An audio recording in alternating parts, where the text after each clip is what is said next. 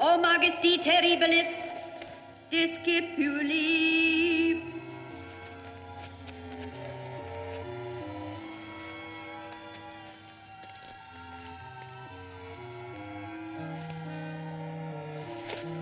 Welcome to the Final Girls podcast, where we explore the intersections of horror film and feminism. In this first series, we're bringing special guests to dive deep into film and TV shows with witchcraft at the heart of them.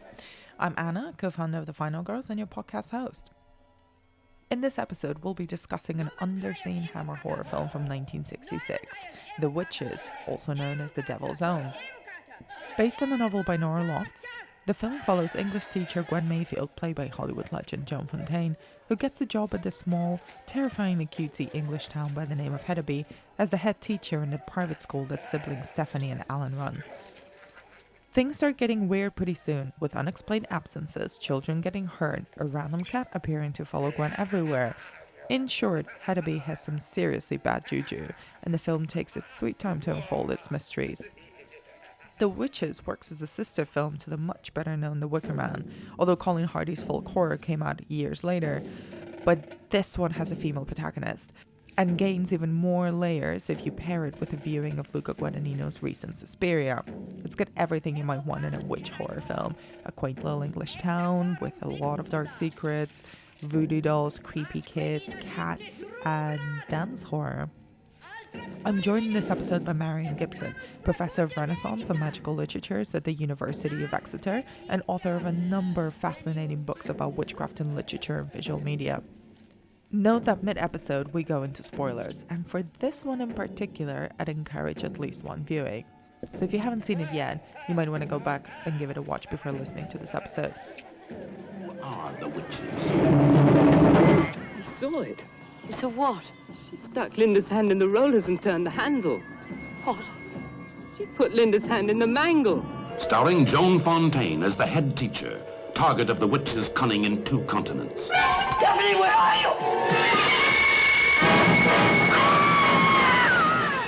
you? Marion, thank you so much for coming on board and talking about The Witches, aka The Devil's Own, with me for a bit.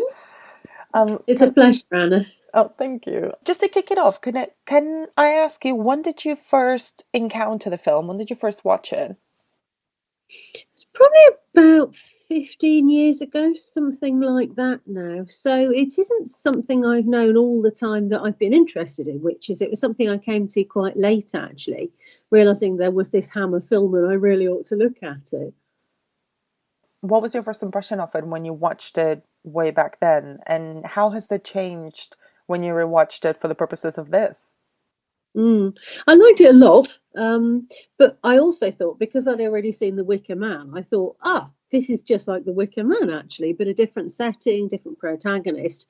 But of course, The Witches comes first. The Witches is from 1966, and The Wicker Man is from 1973. So we're looking at the wrong way around, if you like. So I thought that I liked its lovely 60s Technicolor. I thought it looked lush. And I really liked its focus on the central character. I thought she was really interesting. So this is Gwen Mayfield, the teacher who's at the centre of the film. I really liked all of those things. And then coming back to it this time, I think some of the things that I noticed more were things like the level of detail of the sets, the way I think they probably spent quite a bit of money on this film. I mean, a lot of Hammer films are actually very cheap and they look a bit cardboardy. This one's actually really quite a high quality one. And I also thought more, because I'd recently watched the new Suspiria film, I thought more about the dance sequence at the end of The Witches, which I think is clearly an influence on Suspiria. So I kind of noticed some of the more kind of artistic high-end things about it, if you like. I love that you compare it to both The Wicker Man and Suspiria, because that are exactly the 2 notes that I have about the film when I was rewatching it. Yeah. Because the comparison to The Wicker Man is really fascinating, because it is literally almost exactly the same narrative structure of a kind of erudite but prim and uptight professional, in this case a teacher, in The Wicker Man it's a policeman, kind of coming into this very small, close-knit town. And it seems so Yes, idyllic at first, doesn't it? And then it does. it's those small things that just seem just slightly out of place, but you can, ostensibly just say, oh, well, this is the small town quirks of any little village or any little Yeah. town. And then they start kind of getting a more nefarious or darker undertones as everything develops. But kind of even to compare it a little bit more with the Wicker Man, how do you think, because that has such a long-standing kind of cult appeal and is so well known, whereas I don't feel like this film, The Witches, is as not relevant but as well known Mm. as The Wicker Man. Yeah, I think you're right. I suppose it might partly be to do with its title. As you say, it's got different titles, hasn't it? And I suppose perhaps it's less distinctive in some way. Certainly, The Witches could be the Roald Dahl book, or it could be Nicholas Roeg's film of that. It's got the same title as that. So I suppose it might be to do with that. But I also think it's different from The Wicker Man because it's not a musical in the same way. I mean, one of the brilliant things about The Wicker Man is it's a horror musical, which in the early 70s was like, what? What is this thing?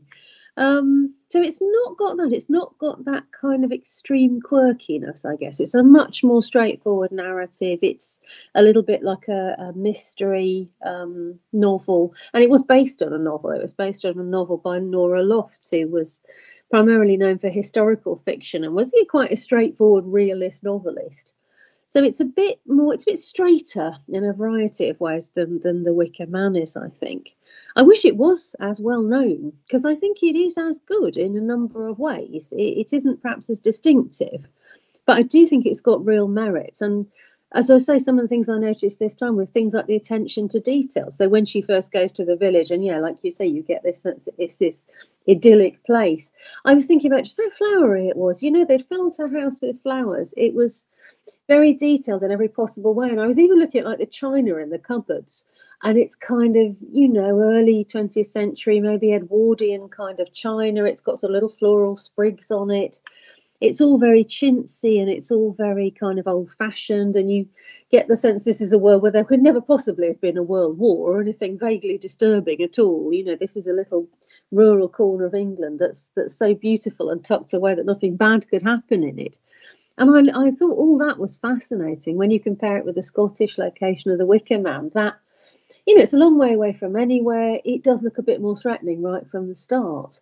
So I was quite interested by the way the Witches sucks you in, that you really do start thinking, oh, this is a jolly nice little village and it's all very romantic and nothing bad would ever happen here.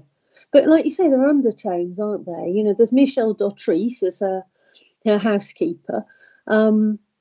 And you think, oh, well, she's been in some other things that we need to pay attention to as well. And obviously, she was Edward Woodward's wife as well. So there's a lovely little connection with the Wicker Man there.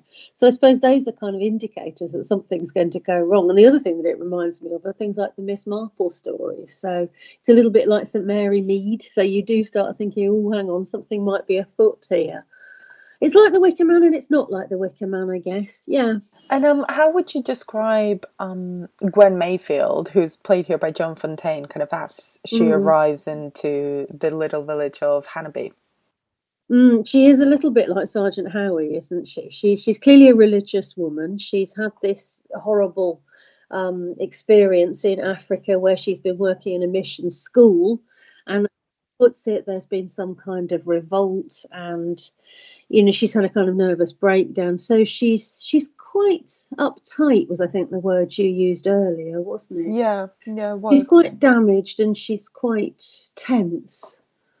And I love her hairstyle. I think that kind of, it's sort of near beehive. It looks like Margaret Thatcher, actually.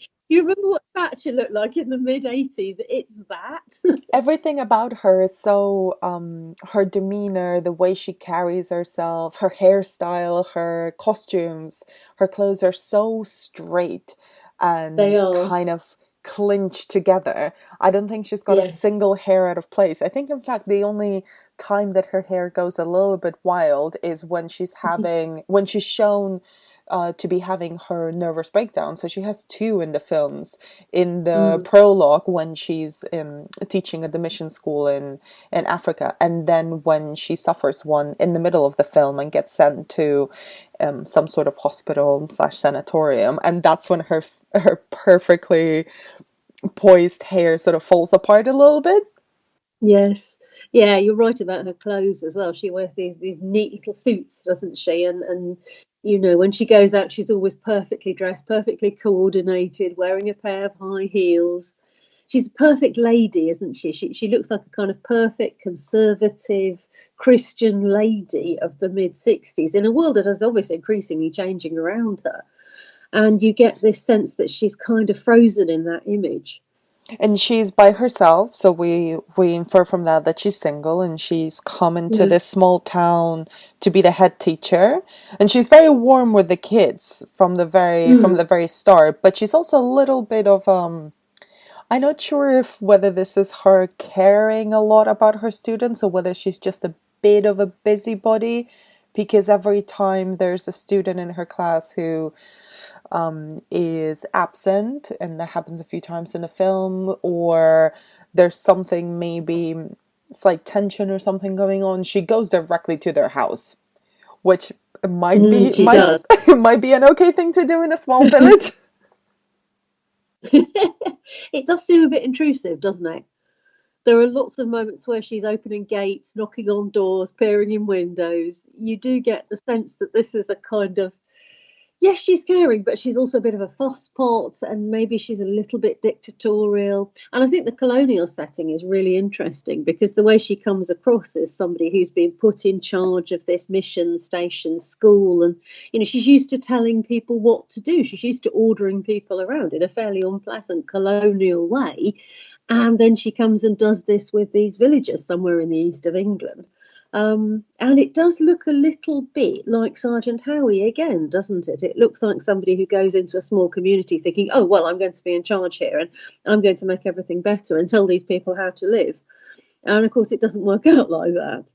Yeah, and this kind of, I noticed slight notions or kind of depictions of a certain version of elitism, because both her and Stephanie, who she knows of, who's a kind of well-respected, well-known journalist who lives here as well, kind of bandy together fairly quickly, but then everyone else in the film is sort of presented as being more simple-minded or kind of more rural, and I'm using air quotes here, kind of as a way to separate the kind of the intellectual elite, so to speak, which are the teacher and the journalist, and kind of the rest of the village. Yes, I think that's right, isn't it? Yeah, there's the people up at the big house, isn't there? And then there's the school teacher who is, graciously permitted to be part of their social world. And then there's everybody else. And yeah, they seem like typical villagers, don't they? And again, in quotation marks, there is the butcher, there is the local layabout, there is the older lady who is a little bit suspicious in a variety of ways. They are a series of character stereotypes, aren't they? And it does seem that they defer to her. They kind of tug their forelock to her, especially because they see that she's associated with Stephanie Bax and her family. It all feels very feudal, doesn't it? Very traditional. And what would you say are the first moments in the film? Because it is quite a slow burn. Yes. What are the first moments when things start to seem a little bit darker? Like there's something underneath the very prim and beautiful surface going on that might have, occult undertones.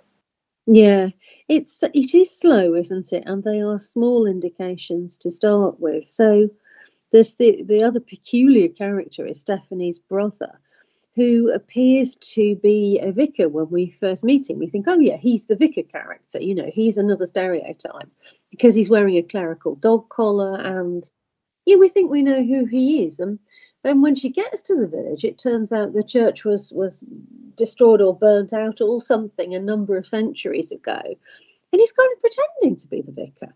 And there's this very peculiar scene where she starts to uncover this, and he becomes very upset, and she, withdraws from him because they're both quite emotionally buttoned up, and they can't really discuss this anymore. But of course, that builds up suspense at that point. So you're already starting to think, hang on, there's something quite odd going on here.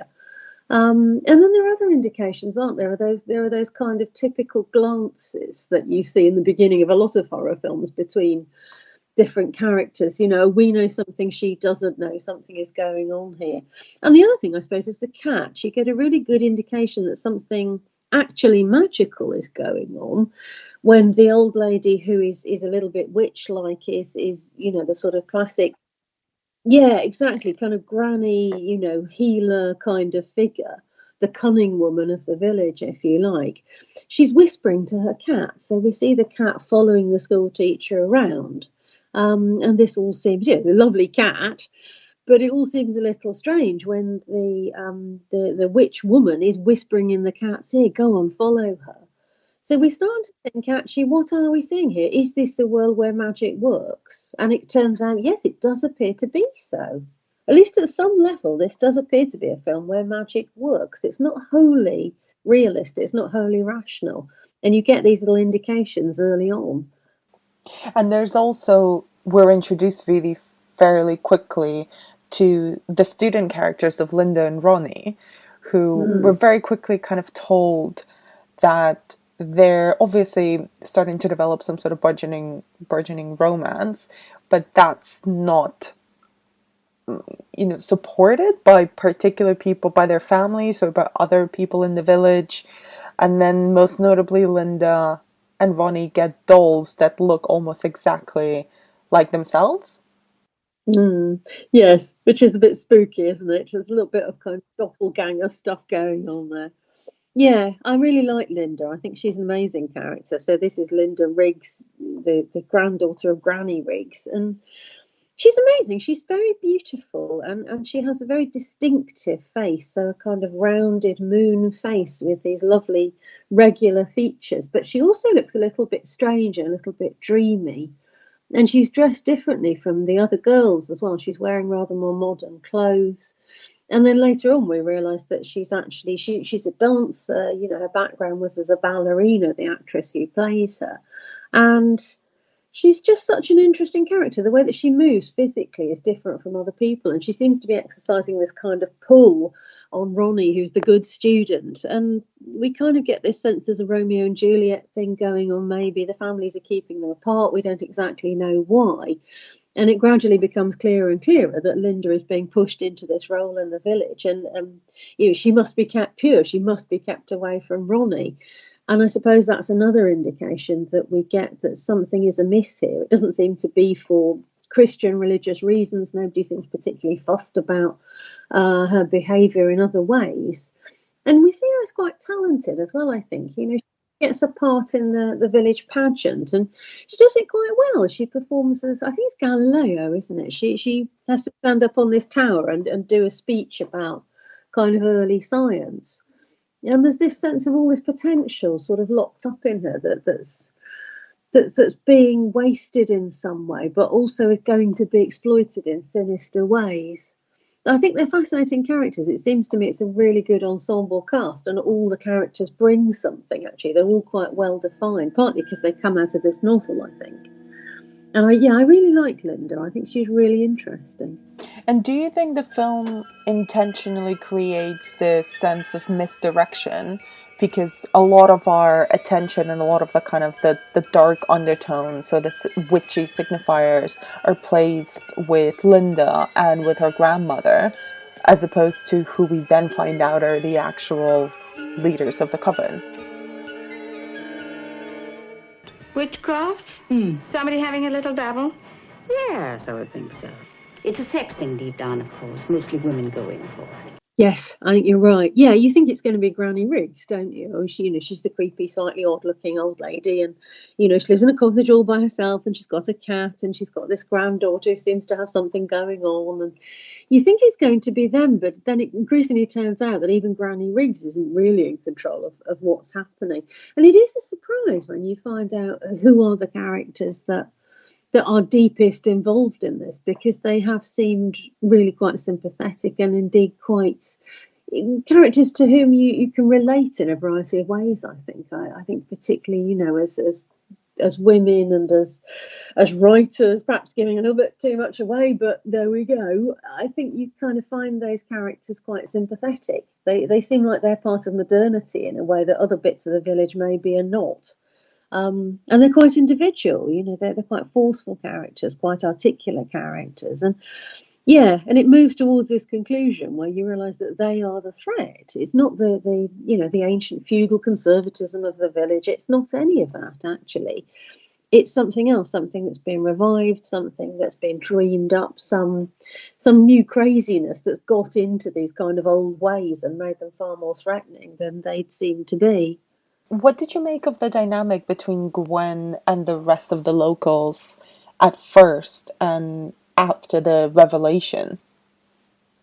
Yeah, I think it's interesting the way she goes. It's about outsiders and insiders, this film in part, isn't it? Again, very much like The Wicker Man. So she starts off being...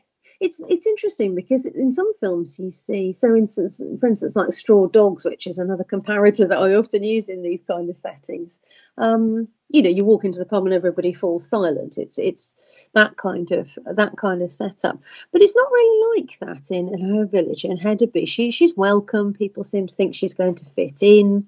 Like you say, she's very warm with the children. She seems to get on very well with them, and I really like that kind of idea. That she's welcome there, she's going to fit in with the people, that she's going to have a role in the village, that she's found her place. That seems to be setting things up quite nicely, doesn't it? And then, of course, as she gets drawn into things later on, it becomes increasingly obvious that she's kind of their victim. She's kind of in their snare in a way. They know some of the things that she doesn't know. And later on, she gets into a position of real power, doesn't she? Once she's removed some of the other agents that are in her way, if you like, and are threatening her, then she becomes a lot more powerful. It does seem like she kind of takes over the village, really. She does become the person of power that I thought she might become to start with, but she has to do it her own way, and she has to vanquish these forces of evil first of all. Let's talk about kind of the first moment where witchcraft is directly mentioned, and which is when Gwen finds the missing male doll. So essentially Ronnie's, let's call it kind of voodoo doll, although that's not the appropriate term, I realize that. And he's just been injured and fallen into a coma, and Gwen finds this doll hidden in the tree, be completely with its head off and stuck with different pins in it. When she has a conversation with Stephanie, she directly suspects that there perhaps are witches in the village. And the conversation between them is really interesting. So kind of, what did you make about that exchange and how they talked about witchcraft, about belief, about what to do with this artifact that they found? It's an interesting moment, isn't it? Because the viewer's looking at that artifact and thinking, okay, what's this about? And so are the two characters, at least apparently. And this is one of the bits of dialogue that most often gets quoted from the film, actually. I was really interested to discover it was in the trailer. That was one of the things that people who put together the marketing for the film thought would really intrigue viewers by the look of it.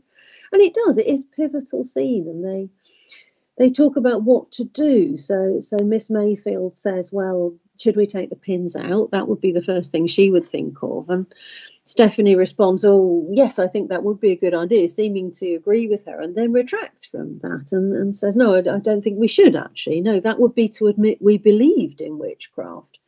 So it seems like they're having a debate about the rationality of this. There are a number of layers of this conversation that come out later.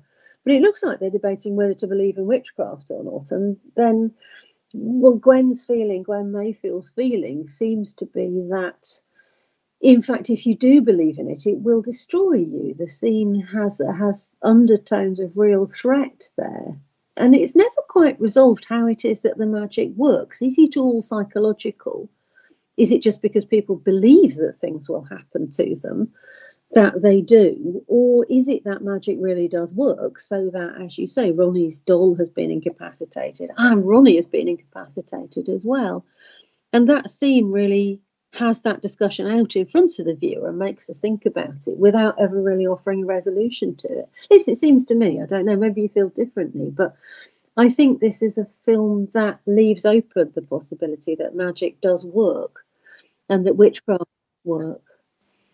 Absolutely, especially because there's, we see several characters being victimized and being hurt by magic and by kind of the witch that is revealed afterwards, kind of setting that on them for a much bigger purpose than is just to hurt them, which makes it quite a fascinating film to rewatch, I think, because what you see in first instance completely changes when you know the twist ending of the film and you rewatch it and you can see how everything fits into a much kind of larger narrative and larger plan for the titular witches. Yes, it's highly strategic, isn't it? And again, this is very much like the Wicker Man, isn't it? Somebody's being suckered into this community and given a role which is actually rather different to the role that they thought they had. Not the same in its outcome, but different. Yeah, and I wonder how far we're supposed to think this is to do with things like class structures and the kind of obedience that the people in the village seem to owe to the people at the big house, and how much is it maybe in other witchcraft texts you often find it, oh, this is all mesmerism, this is all hypnosis, that's what it is.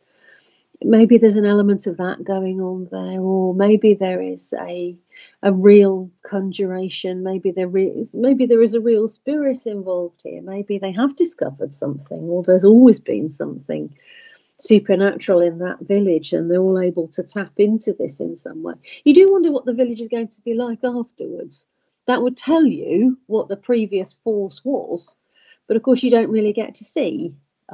It's all implied, it's all going to be jolly fine, all the rest of it, but actually, well, is there still anything there? Will they carry on practicing their strange religion? Have they awakened some force that we should be worried about? And we don't really know. And it's interesting when kind of the next narrative beat that happens, there's a few kind of moments of escalation of paranoia and of worry that there might be a coven of witches in the village cursing different people. And then Gwen has her second nervous breakdown when she's staying over at Stephanie's house and wakes up in the night to be surrounded by the same type of African masks that we saw her be surrounded by in the prologue as well. And she has a breakdown, kind of wakes up in a hospital, sanatorium of some kind, kind of without her memory, which she quickly recovers. But what is interesting is kind of the reveal that comes after this beat in the story, which is that Stephanie is actually the key witch, or the queen witch. She's essentially the leader of this coven, which is sort of presented as a twist ending, but also there's a really interesting moment of exposition that Stephanie does where she really explains her motivations and how she got into that. And I wonder if you could comment on that particular scene. All my life, I have tried to push my brain to the limit, to get all the ideas and the reach out of it, and put them at the service of mankind. Do you believe that? Yes. Oh, you must. Because only now that the end of my life is in sight, do I feel that I am really learning. If only I could live a second lifetime, or just another 50 years, or the things I could do for the world. A second lifetime, that isn't possible. But it is. It's all a little bit like Lord Summerisle as well, isn't it? We do get that moment of exposition where she says, this is something that I've become more interested in, but I've discovered something else. It is kind of disappointing that at the centre of this is a woman who has read a book. It's all her fault. You just think, oh God, really? But yes, it is indeed. She's the queen of the witches, isn't she? She's the coven leader. She's the kind of matriarch, the chief witch. There are lots of terms for this figure down the whole history of representing witches in drama and then in film. So she's that figure, yes, absolutely. And she's discovered this text whereby she's found this this right. She's presumably, she's probably in her late 40s, maybe 50. She seems to think of herself as having lived about half a century. And she's concerned that she's getting old, that she will die, and she wants to renew herself, which again is something that happens in quite a few of these films. And of course, the way that she's chosen to do it is finding somebody to take her place, or to take on aspects of her personality and the force that she thinks that she has conjured up. And she's found this book with an ancient spell in it, and the spell is a poetic one. And it's all about this rite that she will have to carry out in order to prolong her life, in order to live forever, possibly. It's one of those films that's about immortality and the desire for immortality, which is this kind of ancient magical desire. If you find the philosopher's stone, if you find the magic elixir of life, you will live forever. And she thinks she's found this. And of course, it's, this kind of gruesome, nasty rite that she has in mind. But yeah, she's a female scholar. She's got a room full of books. She writes. She's great. Why does she have to be the villainess? But of course she does, because, well, it's a film of its time, isn't it? It's a novel of its time. And as we've started to say already, it's quite conservative. It's quite feudal. It's quite colonialist. It has certain expectations of its world. So, of course, the uppity woman is the one who's behind it all. Damn it. And it's interesting to compare her with the figure of Gwen, because they're both older women who are in professions of knowledge. So Gwen is a teacher, Stephanie is a writer and journalist. But it's interesting that Gwen has, despite being single and childless, is warm and motherly to the children. She's an educator. Whereas Stephanie is presented as, we never see her actually say anything overtly anti-children at all, but by just her characterization and by the definition of her by her profession, she has no room for kids, or no predisposition, or no kind of overt motherly instincts in many ways. So again, it's kind of this separation of the witch woman as the woman who is not motherly, and kind of is more preoccupied with chasing power and knowledge than with doing, I'm using very big air quotes here, of kind of being a proper woman and having kids. Yes, I think you're right, aren't you? Yeah, this is why Gwen triumphs, isn't it? She's a kind of new woman to some extent, but not as new as Stephanie is. So she's more feminine, more traditionally feminine. Her clothing is beautiful pastel shades. She's always very neat. Her hair, as you say, is never out of place. And she has this kind of conservative, shiny, buttoned up look about her. She's the kind of woman that the film approves of. And she's only taken her knowledge so far, hasn't she? She's using it very much to serve others. As you say, it's set very much in a kind of a warm, motherly sort of setting. And we see at the end of the film that there's a prospect of her moving on from her single life and possibly going on to take that role herself. Not entirely clear, but it looks like that might be where it's going. Whereas Stephanie's quite different, isn't she? Her hair is shorter. It's often messy. She's terrible, isn't it?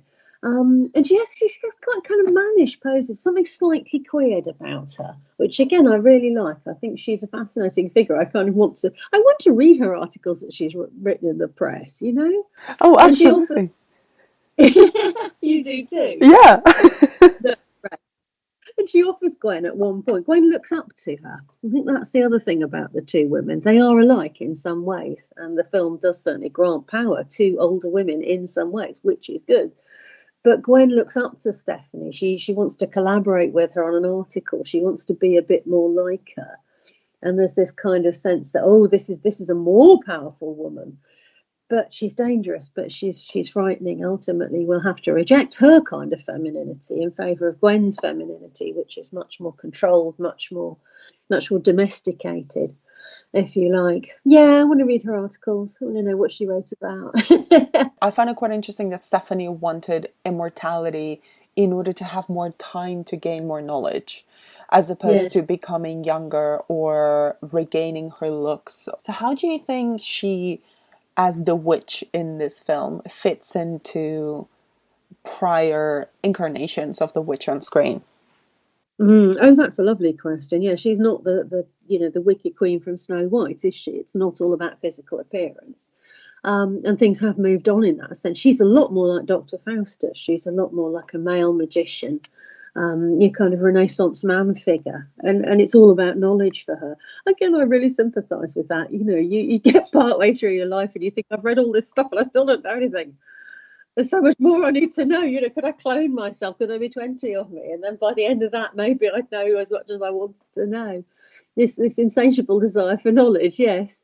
Yeah, that's what she wants, isn't it? It is at least an intellectual quest. Yes, you feel you could give her that, and she's a writer. She's a fully rounded character in her own right to that extent. And I think we have a sense that the way that she sees witchcraft is really quite interesting. She's clearly gone back to the very earliest of texts. The one that she's got in front of her is supposedly a very old book. You think, oh, this is somebody who's been to the British Library. This is somebody who's done her homework properly. She think that she should do. Yeah, I find all that really attractive as well. It's terribly irritating that she ends up dancing in a cellar waving a knife. I was going to ask I'd love to discuss kind of this ancient invocation ritual / human sacrifice of Linda that they perform, because it's got several layers to it. So Stephanie comes out very, very Tilda Swinton in Suspiria with a grand red long dress / cloak. She's wearing a big dramatic headdress, and everyone in the village that we've met before is there, and they're sort of seemed possessed. So kind of how does this dance macabre kind of fit into other portrayals of rituals and witchy rites that we've seen on screen? It does have quite a few roots. So in things like Hexen, the very early Nordic film about witches, it's got some roots in there.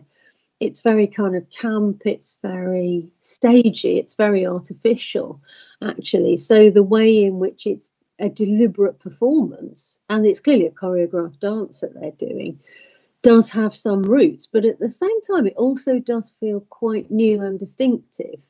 And I think the way that it goes back to having some connections with the Suspiria films is important as well, because it not only has roots, it also has this legacy as well. But it feels quite unusual. It feels like what I expect them to be doing is something a good deal more basic, actually. Whereas what they're doing is a highly evolved art form. And it feels like the way they've developed their religion is a very choreographed way, not unlike Christianity, but also, as we're supposed to think watching the film, not unlike the African rituals that we've seen going on around Miss Mayfield in the past. They clearly practice this together. They have certain movements that you make. They have certain things that you say. There are certain orders that things come in. It appears to be conducted in Latin. So at least the key figure is speaking Latin. So it feels a little bit like Catholicism. It feels like it's also related to certain kinds of other religious practice. And I think that's fascinating. It feels like the film has made up its mind that witchcraft is an organised cult. It's drawing on ideas of people like Margaret Murray in the early 20th century, who said that was what witches were doing, that when they were accused of witchcraft, actually they were just heretics, and they had a pagan religion, and they had particular rites that they did together communally for that, and it was all highly organised. And they've clearly been reading those kind of books, haven't they? That's what it's all about. So it always surprises me, and it always interests me, and I always think about how carefully it's been put together. That the music in the film is really interesting, the dance movements in the film, and the fact that they've employed a ballerina to be our leading sacrificial character, Linda. It really mattered to them. I think they put quite a lot of effort into trying to realise this and making it feel like it was something quite solemn. It wasn't at all funny. There are moments when it appears, there's a kind of slight snigger about what they think they're doing, but it is compelling. And I think they probably also thought quite a bit about the balance between comedy and seriousness in the film as well. And I wanted to pick up, actually, it's quite interesting that you use the words choreographed and the fact that Linda is actually played by a ballerina turned actress, because I'm quite interested in the intersection of dance and horror, and I think it's actually a subgenre in its own right, which I'm really curious in exploring. And it's really interesting because this does feel like a big choreographed dance macabre of a ritual. So I wonder, what do you think is the connection between our expectations of what witchcraft rituals look like and this element of choreography and dance? Oh, that's a good question. I think it's a surprising moment. So I tend to expect them to be doing something which is, well, Margaret Murray described dances which were something more like the conga, actually. So, people dancing in ways that were more spontaneous, kind of waving their arms and jigging about. And there's clearly a sexual element going on both in this dance and in what Murray is talking about. So the thing kind of degenerating into a sort of orgy. I guess that's what I expect to happen. And what I get is it always reminds me, maybe this is because I'm the age I am, I don't know. Tell me if this resonates with you or not. But it reminds me of that thing called music and movement, which we did at school in the 1970s. So you would all get together and, there would be a score which we played on the piano or a record player. And the teacher would say things like, no, you must pretend to be a tree. Pretend you're growing in beside a nice river and waving your branches in the air. And we would all kind of, move together in that sort of way. It has this very sort of communal kind of hippie feel, but it's also moving towards something like classical ballet as well. So it always surprises me. I don't think I'm really answering the question very well, but it always seems more formal to me than I expect. And it's interesting that even, the incantation that Stephanie reads in Latin, which it translates into English, it ends with, "Give me a skin for dancing in." Grow me a gown with golden down. Cut me a robe from toe to lobe. Give me a skin for dancing in. Which kind of again brings back the movement and dancing and the freeing element of being able to dance and cavort around with this coven and with groups of people. And I think you're absolutely right. It does have a sexual connotation to it, essentially, because that's, the youthful passion, essentially, that Stephanie wants to also recover. Granted, she does want to just be young to be able to read more and gain more knowledge, but... Yeah, you feel there might be other benefits, don't you? Yeah. That's very true. Yes, and Linda seems to be picked because she is quite a sexualized character. She's an ideal vehicle for that side of Stephanie's desire, if that's what it is. So, yeah, I think you're right. It is distinctive for those reasons, isn't it? It does more than your average horror film does in the direction of kind of art film, if you like, and dance is the medium through which it does that. And then what's interesting is the ending, actually, which I found to be a bit abrupt, considering how slow the building up and the reveal of the film comes. The ritual itself is also quite an extended sequence, but then the actual ending, where Gwen essentially interrupts Stephanie's ritual and ruins it by cutting herself and wiping blood on Stephanie's robe, which in a previous sequence Stephanie had mentioned that at the moment of sacrifice there should be no blood spilled.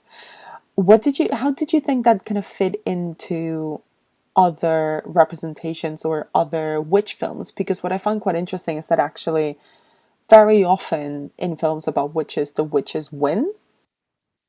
Yes. Yeah, and it could go that way, couldn't it? Yeah, there could be a completely different and much more Wicker Man moment when they draw Gwen into their coven and she goes along with this and the sacrifice happens, or she is herself the sacrifice or something of that nature. Yeah, you feel it could end there, and then that abrupt cutting off would be a bit more appropriate. But as it is, it feels like this is all very quickly resolved, doesn't it? So what all you had to do was cut your arm. And it's all sorted, is it? That does leave me with all those questions about what the villagers, were going to get up to in the future. And were they possessed? You said earlier they were possessed, and they do look possessed, don't they? It looks like a kind of sort of trance dance, if you like, where they become possessed by a spirit. Again, looking the African religions that they're thinking back to. It looks like maybe this is some sort of ancestor dance or something like that, doesn't it? Maybe rather poorly understood and conceived through a problematic anthropological lens. But you get the sense that that's what the filmmakers are trying to conjure up, if you like. But yeah, that energy goes away, doesn't it? It just fritters away. The moment that Stephanie is killed, they seem to recover from that trance, which I found quite interesting, because throughout the entire film they are positioned as, some of them, especially Grandma Riggs, are positioned as also practicing witches themselves in their own right, and very much in on this coven. But then once Stephanie as the ringleader is defeated, they all seem to come out of it and not seem to be in control of their own actions, which raises a whole lot of questions. And I'm not quite sure if it's a plot hole or whether there's something a little bit darker that just leads us to believe that this is not over, it's just changed hands. What do you think? Yeah, I wonder about that. I mean, I do think it probably is ultimately just a failure to connect different bits of the plot. Because you hear in that expository sequence how Stephanie says she came across this witch cult and she improved upon it. You know, she brought new knowledges to it. She invented or discovered this new ritual that she's going to do. But you think, well, so they were already practicing something. This is very much like the narrative of modern paganism. You people who are the kind of fathers of modern paganism, people like Gerald Gardner, talk about encountering old witch covens practicing in the forests and then building their new religion on the back of those. I think they've been reading Gerald Gardner, actually. So they're thinking back to, they're thinking back to something much older as they conceive of it to be. But yeah, at the end of the film, it seems that we're supposed to think, well, that actually isn't going to continue. You know, it was all Stephanie. And there's a peculiar line, which I've never really understood, that Gwen Mayfield speaks, which is something like, oh, it was in her all the time. Yeah, she says What? that. Yeah. What? The actual ending of the film, because there's a lovely final scene when we see that, you know, it's a new school term and everyone seems really happy again. And when the other teacher arrives, there's the implication that there's some sort of romance brewing between Alan, who is Stephanie's brother, and Gwen. Yes. And she's very surprised. It's like, oh, has everyone been moving out? And Alan has the final line of the film is when he says, the one who matters didn't, and looks at Gwen. Yeah. And there's this the slight implication that perhaps she's taking up Stephanie's place, or that all the piousness and the, you know, quote unquote correct religion and not witchcraft is restored as the order in the village. I'm not quite sure. What did you think? I thought the second, but to be honest, I somewhat prefer the first. It is a little bit cringy, isn't it? You know, there's this kind of moment. They're both rather old, aren't they? Bless them. they're both rather kind of conservative and buttoned up, and they wear a lot of cardigans, sweet, and yeah, they're kind of going to get together maybe, and it's all a little bit awkward. And I assume it's a sort of conservative shutting down of possibilities, really. I suppose I assume that that's what it is. But it would perhaps be a little bit more interesting if it was the opposite, wouldn't it? And it does all hinge on what that line, what they both of those lines mean. They're quite cryptic, aren't they? One is about maybe there was some spirit and it was in Stephanie and now it's gone. But on the other hand, where's it gone? Is it still here?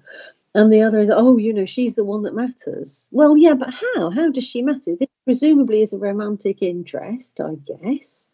She, you know, she looks a little bit fluttery and she blushes a little, doesn't she? I don't know. I get the sense that if this was a later Hammer film, you probably get a lot more of a steer. And it might well be one of those films where, you know, the camera moves around at the back of the class. There's a kid playing with a doll and some pins or something. It'd be a better end, wouldn't it? I mean, so much a better end. Why didn't they put that scene in? It does feel very cut off, doesn't it? It feels like very shut down, very abrupt. Okay, you know, you've seen the dinner mall now. Everybody's done the big ritual. Ding dong, the witch is dead. Everybody go home. You know, back to your lives, people. Do you think that in that sense the film perhaps is not as well known because it's not as sexy in a way. Yes, because we do. I think so. Because it's quite conservative, even in the way that it presents witches, and Yes. in its ending as well. So do you think that may be the reason why, especially because it was made at a time where there was a huge interest in the occult, and Hammer Horror was producing a ton of films as well, so it was very much responding to a demand in the culture and the audience, but it's not one of the better known Hammer films. No, it isn't. And it isn't one of the better known witch films. So I also wonder kind of what about it has led it to be a bit forgotten and underseen and not that written about, because there isn't even that much criticism out there of it. No, there isn't. No, there isn't. It does feel like it's a bit of a Cinderella film, doesn't it? And I think you're absolutely right. It's not. It doesn't feel Hammerish, actually, does it? It's not as shocking as you expect it to be. It does pull its punches. It does flinch away from the potential endings that it could have had. It's not as interested in horror and in scares and thrills as it is in a closure of those kind of possibilities. And it's quite timid in the way that it presents things like sexuality. Certainly, 10 years later, you feel this would have been a completely different film. As it is, everybody is fully clothed all the time. And when there does seem to be some kind of sexual element in the rituals, it's very quickly pulled away from. There's a fascinating moment when two men are seen kind of putting some sort of holy oil or sacred oil or something on each other. And they're very ecstatic. You just feel 10 years later that's going to look different. But in 1966 it doesn't. And in this film, the choices that have been made are a lot more conservative, and the camera is quickly taken away and focused on some other things. You feel it's got a lot of potential, and there were other routes it could have gone down that would probably have made it far more interesting and far better known. But as it is, it flinches away from some of those things that in later times will define the Hammer film and define the film about witches in a very different way, a far bolder way. Thank you so much for so much time and for all of your insight. It's been such a pleasure to talk about this film. Marion, are you working on something right now that you'd like to plug, or where can people find more of your work? Oh, always. It's not specifically relevant to film. I kind of wear two hats. One is as a somebody who works on literature and film, and the other one is somebody who works on history. And I'm at the moment I'm doing the history thing a bit more, and I'm working on a book about some Essex witches from the Elizabethan period who were accused, and some of them were executed in the 1580s in a little Essex village that I found some new evidence about. So I'm working on that at the moment. But the book that I've written most recently that people might want to follow up on if they're interested in this sort of thing to do with literature and film, I wrote a book in 2017 called Reinventing Renaissance Witchcraft, and it's about the ways that old stories of witches like Macbeth and Dr. Faustus and so on get retold in modern times. And I do talk a little bit about Nora Loft's novel on which this was based, The Devil's Own, in there. So I've spent quite a bit of time thinking about this recently, and I know I'm going to come back to it. And I think this is one of the films that I haven't written enough about and other people haven't written enough about. So listeners, go out and write more about it. It's a good film. Who are the witches? They hypnotize the innocent, bedevil the unsuspecting. And that's it for another episode of the Final Ghost podcast. Please do rate, subscribe, and share your favorite dance horror moments with us on social media. I'll accept gifs, images, and audio recordings. You can find out more about what we do on thefinalghost.co.uk and follow us on Twitter, Instagram, and Facebook at thefinalghostuk. You can also find out more about Marion's work. You can follow her on Twitter at witches, etc. And I am on Anime Demented.